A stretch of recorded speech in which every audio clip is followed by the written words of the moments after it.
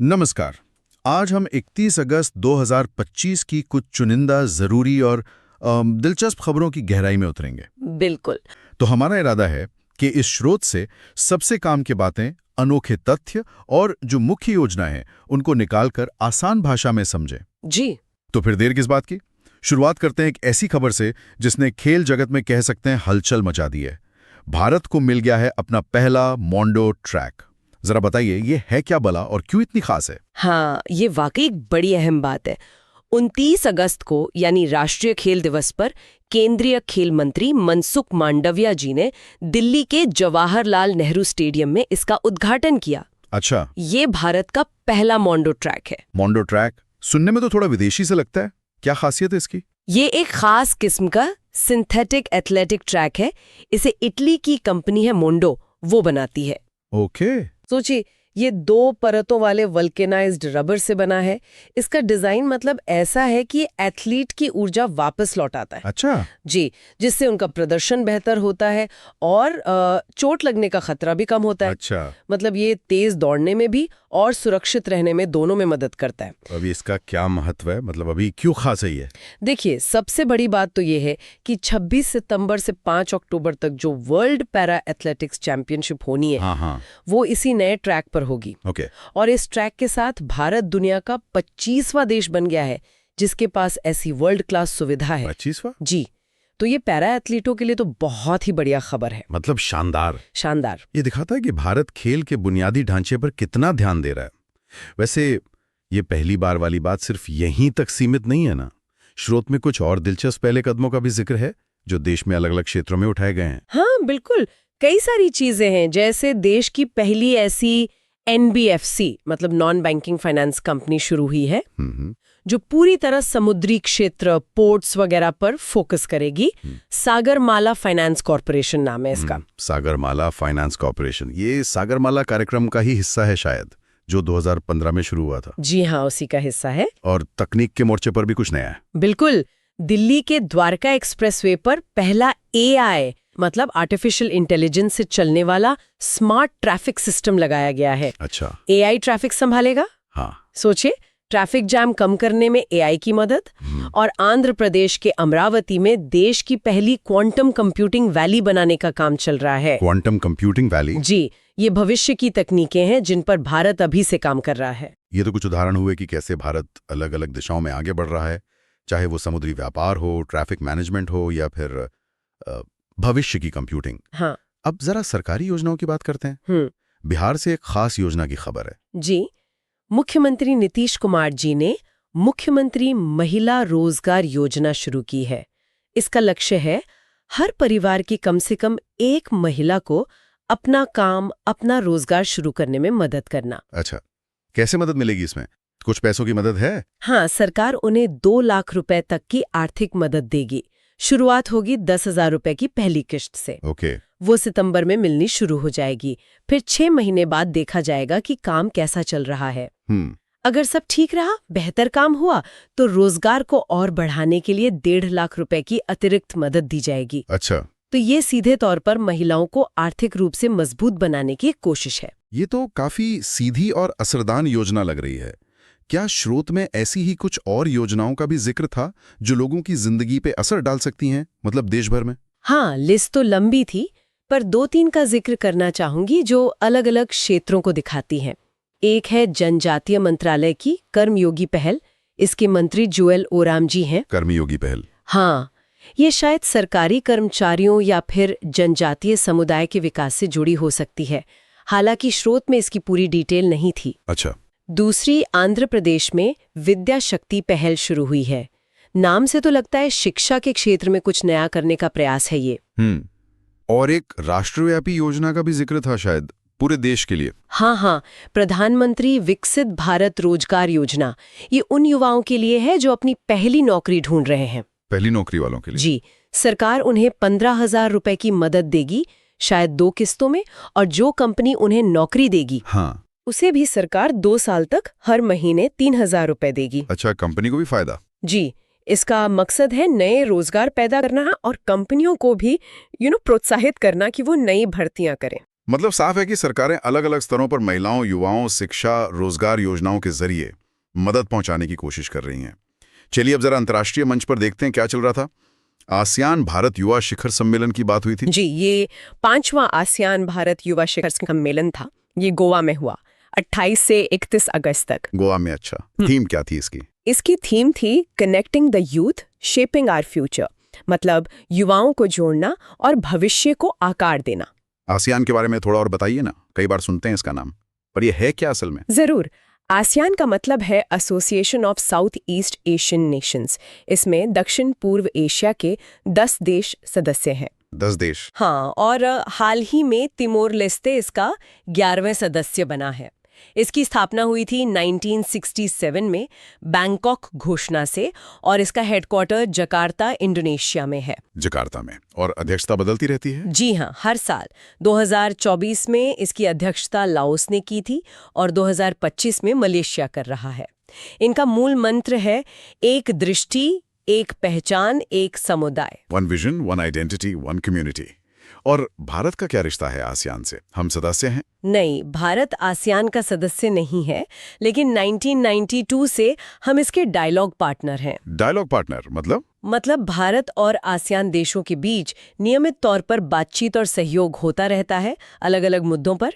ये युवा शिखर सम्मेलन भी उसी सहयोग का एक हिस्सा है, ताकि युवा पीढ़ी के बीच संबंध मजबूत हों। अच्छा, इसी कड़ी में कुछ और भी हुआ था क्या हाल में आसियान से जुड़ा हुआ? हाँ बिल्कुल। इसी साल नई दिल्ली में 14th ADMM+ ADMM+ ली बार इसकी मेजबानी की थी। पहली बार? अच्छा जी, मलेशिया सह अध्यक्ष था और चेन्नई में पहली आसियान भारत क्रूज वार्ता भी हुई थी जुलाई में। क्रूज वार्ता। ये दिखाता है कि भारत और आसियान के बीच सिर्फ युवाओं के स्तर पर ही नहीं, बल्कि रक्षा और पर्यटन जैसे क्षेत्रों में भी सहयोग बढ़ रहा है। बहुत बढ़िया। अब जरा देश की सांस्कृतिक धड़कन यानी त्योहारों की तरफ चलते हैं। ओडिशा में नुआखाई त्योहार मनाया गया है। जी हाँ, नुआखाई। ये ओडिशा का एक बहुत महत्वपूर्ण कृषि पर्व है। नुआ का मतलब है नया और खाई का मतलब है खाना या फसल। नुआखाई, नया खाना। बिल्कुल। तो ये नई फसल के आने की खुशी में मनाया जाता है। इसमें क्या खास रस्में होती हैं? कुछ अलग? हाँ, इस दिन लोग मौसम की पहली कटी हुई चावल की फसल, जिसे नबन्ना कहते हैं, नबन्ना, उसे अपने देवी देवताओं और पूर्वजों को चढ़ाते हैं। और एक और बहुत प्यारी रस्म है जुहार भेंट। जुहार भेंट? जी, इसमें छोटे लोग बड़ों की पैर छूकर आशीर्वाद लेते हैं और सभी एक दूसरे को शुभकामनाएं देते हैं। बहुत ही अच्छा माहौल होता है। ये गणेश चतुर्थी के अगले दिन मनाया जाता है, जो इस साल 28 अगस्त को पड़ा। भारत तो त्योहारों का देश है। सूरत में कुछ और त्योहारों के नाम भी थे शायद, जल्दी से बता सकती हैं? हाँ, लिस्ट तो काफी लंबी थी। जैसे तमिलनाडु में बडगा समुदाय का जदिया स्वामी फेस्टिवल था, गोवा का सिग्मो उत्सव, झारखंड का सरहुल फेस्टिवल, केरला का त्रिशूरपुरम उत्सव। एक और दिलचस्प था नई दिल्ली में पर्पल फेस्ट का 3रा संस्करण। पर्पल फेस्ट ये किसके लिए है? ये खास तौर पर दिव्यांगजनों के लिए आयोजित किया जाता है। अच्छा, ये तो बहुत अच्छी बात है। जी, तो ये दिखाता है कि भारत में कितनी विविधता है त्योहारों को लेकर, कृषि से जुड़े समुदाय विशेष के और समावेशी आयोजन भी। सच में। अब जरा कुछ गंभीर मुद्दों पर आते हैं। सामाजिक रिपोर्ट्स और सूचकांक। राष्ट्रीय महिला आयोग यानी NCW ने नारी 2025 नाम से एक रिपोर्ट निकाली है। हाँ, ये रिपोर्ट काफी अहम है, क्योंकि ये देश के 31 शहरों में करीब 12,770 महिलाओं के सर्वे पर आधारित है। अच्छा, काफी बड़ा सर्वे है। जी। और ये जानने की कोशिश करती है कि महिलाएं अपने शहर को कितना सुरक्षित मानती हैं उनके अपने अनुभव के आधार पर। तो क्या नतीजे निकले इस सर्वे के? कौन से शहर सुरक्षित माने गए, कौन से कम? रिपोर्ट के मुताबिक सर्वे में शामिल महिलाओं ने मुंबई, कोहिमा, नागालैंड की राजधानी, और विशाखापट्टनम, आंध्र प्रदेश को सबसे सुरक्षित शहर माना। मुंबई, कोहिमा, विशाखापट्टनम, ओके। और वहीं दूसरी तरफ कोलकाता, दिल्ली और रांची को सबसे कम सुरक्षित बताया गया। कोलकाता, दिल्ली, रांची। जी, ये आंकड़े शहरी सुरक्षा पर एक महत्वपूर्ण दृष्टिकोण पेश करते हैं, सीधे महिलाओं के अनुभव से। NCW के बारे में भी कुछ जानकारी दे सकती हैं? ये संस्था करती क्या है? कई बार नाम सुनते हैं। जरूर। राष्ट्रीय महिला आयोग यानी नेशनल कमीशन फॉर वुमेन एक संवैधानिक संस्था है। ये 1992 में बनी थी। 1992 में? जी। इसकी अभी के अध्यक्ष विजय किशोर राहटकर जी हैं, जिन्होंने ये रिपोर्ट जारी की। इसका मुख्य काम है महिलाओं के अधिकारों की रक्षा करना, उनसे जुड़े कानूनों की समीक्षा करना और महिला सुरक्षा और सशक्तिकरण पर सरकार को सलाह देना। ये महिला एवं बाल विकास मंत्रालय के तहत काम करती है। ठीक है। सुरक्षा के अलावा हमारे स्वास्थ्य पर असर डालने वाले मुद्दे भी अहम हैं। वायु गुणवत्ता यानी एयर क्वालिटी पर भी एक रिपोर्ट आई है शिकागो यूनिवर्सिटी की। जी, शिकागो विश्वविद्यालय ने वायु गुणवत्ता जीवन सूचकांक एयर क्वालिटी लाइफ इंडेक्स या AQLI जारी किया है और इसके नतीजे कह सकती हूँ काफी चिंताजनक है, खासकर भारत के लिए। क्या कहती है ये रिपोर्ट? क्या मुश्किलें हैं? रिपोर्ट के अनुसार भारत का सबसे प्रदूषित शहर या केंद्र शासित प्रदेश दिल्ली है। दिल्ली। और प्रदूषण का असर सिर्फ सांस की बीमारियों तक ही सीमित नहीं है, ये हमारी उम्र भी घटा रहा है।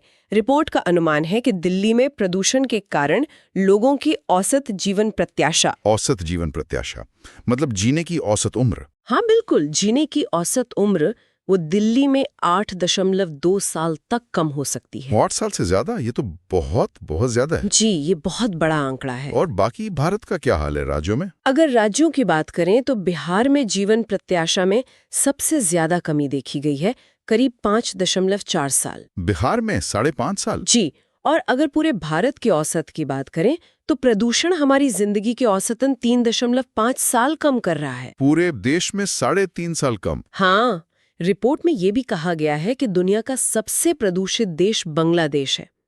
ये आंकड़े साफ दिखाते हैं कि वायु प्रदूषण कितना गंभीर स्वास्थ्य संकट बन चुका है। वाकई ये आंकड़े सोचने पर मजबूर करते हैं। चलिए अब कुछ नियुक्तियों और नई पहलों की ओर बढ़ते हैं। Solar energy corporation of India यानी SECI में कुछ बदलाव हुए हैं। हाँ, आकाश त्रिपाठी जी को SECI का नया MD और CEO बनाया गया है और संतोष कुमार सारंगी जी चेयरमैन बने हैं। निगम ये भारत सरकार की अहम संस्था है जो राष्ट्रीय सौर मिशन को लागू करने और देश में सौर ऊर्जा को बढ़ावा देने का काम करती है। अच्छा। ये 2011 में बनी थी और नवीन और नवीकरणीय ऊर्जा मंत्रालय के तहत आती है। ये नियुक्ति इसलिए महत्वपूर्ण है क्योंकि भारत सौर ऊर्जा पर बहुत जोर दे रहा है। सही बात है। और कोई बड़ी नियुक्ति या सम्मान जिसका जिक्र करना जरूरी हो, राष्ट्रीय या अंतर्राष्ट्रीय? अंतर्राष्ट्रीय स्तर पर देखें तो चीन के ज़ो जियाई 2026 में Asian infrastructure investment bank AIIB के अध्यक्ष बनने वाले हैं। AIIB के? जी, और जापान के Masato Kanda Asian Development Bank ADB के नए अध्यक्ष बने हैं। ये दोनों बैंक्स एशिया में विकास परियोजनाओं के लिए काफी अहम हैं। हाँ बिल्कुल। और भारत में? भारत में पराग जैन जी को रॉ का नया प्रमुख नियुक्त किया गया है। ये कुछ हाई प्रोफाइल नियुक्तियां हैं। एक और दिलचस्प घटना हुई। अनुसूचित जाति जनजाति संसदीय समिति का राष्ट्रीय सम्मेलन पहली बार दिल्ली से बाहर हुआ। ये क्यों महत्वपूर्ण है? जी हाँ, ये बहुत खास है। ये राष्ट्रीय सम्मेलन 29-30 अगस्त को भुवनेश्वर, ओडिशा में हुआ। ओडिशा में? जी। लोकसभा अध्यक्ष ओम बिरला जी ने इसका उद्घाटन किया। 1976 में पहला सम्मेलन होने के बाद से ये हमेशा दिल्ली में ही होता आया था। अच्छा, हमेशा दिल्ली में होता था। हाँ, तो इसका दिल्ली से बाहर होना और वो भी ओडिशा जैसे राज्य में जहाँ बड़ी जनजातीय आबादी है, ये एक महत्वपूर्ण संकेत है एक तरह से। क्या इसे हम जनजातीय मामलों पर बढ़ते फोकस से जोड़ सकते हैं? बिल्कुल, मुझे भी ऐसा ही लगता है। पिछले कुछ समय में हमने देखा है कि जनजातीय समुदायों से जुड़े कई आयोजन और पहलें हुई हैं। जैसे पहला जनजातीय खेल महोत्सव भी ओडिशा में ही हुआ था। केरल का वायनाड जिला आदिवासियों को सारे बुनियादी दस्तावेज मुहैया कराने वाला पहला जिला बना। हाँ, ये सुना था। विभिन्न राज्यों में जनजातीय समुदायों के अपने अलखास त्योहार हैं, जैसे अरुणाचल का न्युकुम यूलो या मेघालय का वांगला, जिन्हें अब ज्यादा पहचान मिल रही है। ये सम्मेलन भी उसी कड़ी में देखा जा सकता है। स्रोत में समक्का सरक का जनजातीय विश्वविद्यालय कहाँ बनेगा, ये सवाल भी पूछा गया था, जो दिखाता है कि इस विषय पर ध्यान दिया जा रहा है। सही है। अब चलते हैं आंध्र प्रदेश, जहां एक नई स्वास्थ्य पहल शुरू हुई है, भारत ब्रेन। ये क्या है? हाँ, मुख्यमंत्री चंद्रबाबू नायडू जी ने अमरावती में इसे लॉन्च किया है। इसे रतन टाटा इनोवेशन हब के सहयोग से शुरू किया गया है। रतन टाटा इनोवेशन हब के साथ ब्रेन, इसका कुछ फुल फॉर्म भी है? जी, ब्रेन का मतलब है biodynamic research and innovation. Biodynamic research and innovation सुनने में तो काफी हाईटेक लगता है। इसका मकसद क्या है? इसका मुख्य उद्देश्य है भारत की जरूरतों के हिसाब से सस्ती और असरदार मेडिकल तकनीक विकसित करना। सस्ती और असरदार। जी, साथ ही स्वास्थ्य कर्मियों को ट्रेनिंग देना और आर्टिफिशियल इंटेलिजेंस यानी एआई का इस्तेमाल करके स्वास्थ्य सेवाओं को बेहतर और सस्ता बनाना। ये कोशिश है कि आधुनिक तकनीक का फायदा आम लोगों तक पहुंचे। आंध्र प्रदेश की बात चल रही है तो वहाँ हाल में और क्या खास हुआ है? स्रोत में कुछ और बातें थी। हाँ, आंध्र प्रदेश आजकल कई वजहों से चर्चा में है। जैसे दांगेटी जानवी यहीं की है, जो नासा का एक खास प्रोग्राम पूरा करने वाली पहली भारतीय महिला बनी। अच्छा। विशाखापट्टनम में नौसेना के जहाज INS नीलगिरी, उदयगिरी, हेमगिरी तैनात या कमीशन हुए हैं। अमरावती में पहला AI+ कैंपस खोलने की योजना है। AI+ campus. जी, विशाखापट्टनम में दूसरा बिम्स्टेक बंदरगाह सम्मेलन और 28वां राष्ट्रीय ई-गवर्नेंस सम्मेलन भी हुआ। और हाँ, नागार्जुन सागर श्रीशैलम टाइगर रिजर्व अब क्षेत्रफल के हिसाब से भारत का सबसे बड़ा टाइगर रिजर्व बन गया है। वो यही है। सबसे बड़ा। अच्छा। लगता है आंध्र प्रदेश तकनीक, रक्षा और पर्यटन सभी क्षेत्रों में काफी सक्रिय है। अब आखिर में अगस्त महीने के कुछ जरूरी दिनों पर एक नजर डाल लेते हैं। 30 अगस्त को राष्ट्रीय लघु उद्योग दिवस मनाया गया। जी, ये दिन छोटे उद्योगों मतलब स्मॉल स्केल इंडस्ट्रीज के महत्व को याद करने के लिए मनाया जाता है। देश के आर्थिक विकास में, रोजगार पैदा करने में और नई सोच, इनोवेशन लाने में इन छोटे उद्योगों का बहुत बड़ा योगदान है। बिल्कुल। ये दिन पहली बार 2001 में मनाया गया था। हाँ, ये विश्व MSME दिवस से अलग है। वो 27 जून को होता है। अच्छा, ये दोनों अलग अलग है। ठीक है। और 29 अगस्त को भी एक अहम दिन था, बल्कि 2 थे। हाँ, 29 अगस्त को 2 महत्वपूर्ण दिन थे। एक तो हमारा राष्ट्रीय खेल दिवस, मेजर ध्यानचंद जी के जन्मदिन पर। हाँ, हॉकी के जादूगर। बिल्कुल। और दूसरा परमाणु परीक्षण के खिलाफ अंतर्राष्ट्रीय दिवस, international day against nuclear tests. Okay. इसके अलावा अगस्त में और भी कई महत्वपूर्ण दिन रहे, जैसे 12 अगस्त को अंतर्राष्ट्रीय युवा दिवस और विश्व हाथी दिवस, और 23 अगस्त को राष्ट्रीय अंतरिक्ष दिवस, जो हमने चंद्रयान 3 की सफलता के बाद मनाना शुरू किया है। सही। तो ये थी 31 अगस्त 2025 के आसपास के कुछ अहम खबरें और घटनाक्रम। हमने देखा कि कैसे भारत खेलों में नई सुविधाएं ला रहा है, महिलाओं और युवाओं के लिए योजनाएं बना रहा है, अंतर्राष्ट्रीय मंच पर अपनी भूमिका निभा रहा है, अपनी सांस्कृतिक जड़ों को सहेज रहा है और साथ ही स्वास्थ्य और पर्यावरण जैसी चुनौतियों से भी निपट रहा है। काफी कुछ हो रहा है। बिल्कुल। इन अलग अलग खबरों को एक साथ देखने से हमें एक बड़ी तस्वीर मिलती है कि देश किस दिशा में जा रहा है, किन मुद्दों पर ध्यान दिया जा रहा है और दुनिया में हमारी जगह कहाँ बन रही है। ये जानकारी हमें अपने आसपास हो रहे बदलावों को बेहतर तरीके से समझने में मदद करती है ना? हाँ, बिल्कुल। और जाते जाते एक सवाल हम अपने श्रोताओं के सोचने के लिए छोड़ जाते हैं, खासकर भारत ब्रेन जैसी पहल और AI पर बढ़ते जोर को देखते हुए। जी, सवाल ये है, जैसे जैसे आर्टिफिशियल इंटेलिजेंस हमारे जिंदगी के हर पहलू, खासकर स्वास्थ्य जैसी बुनियादी जरूरतों में शामिल होता जा रहा है, हमें ये सोचना होगा कि हम तकनीकी तरक्की और इंसानी देखभाल के बीच सही तालमेल कैसे बिठा सकते हैं, खासकर उन लोगों के लिए जिन तक टेक्नोलॉजी आसानी से नहीं पहुंच पाती। इस पर विचार कीजिएगा। अगली बार फिर मिलेंगे कुछ और जानकारियों के साथ। नमस्कार। नमस्कार।